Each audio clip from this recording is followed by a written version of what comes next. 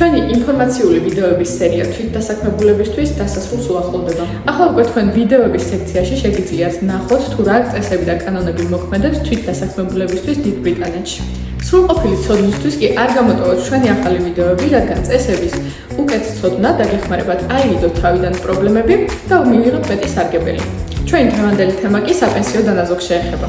თუ თვითდასაქმებული ხარ და იმყოფები ბრიტანეთში, პირველივე დღიდან შეგიძლია დაიწყოს საპენსიო დანაზოგის შეტანა. როგორ შევიტანო თანხა საპენსიო დანაზოგში, როცა ხელფასი არ მერიცხება? შეგიძლია საკუთარი სურვილით შეიტანო თანხა საპენსიო ანგარიშზე ან სახელმწიფო სისტემაში, მთავარია რეგულარულობა და საკუთარი ანგარიშების კონტროლი. რა წინაპირობები არსებობს საპენსიო შენატანისთვის თვით ბრიტანეთში? პენსიის დასაგროვებლად უნდა იყო რეგისტრირებული როგორც თვითდასაქმებული და იხდიდა სახელმწიფოში გადასახადებს. ასევე შეგიძლია აირჩიო საპენსიო გეგმები, რომელიც ჩვენზე იქნება მორგებული და თავად აირჩიო.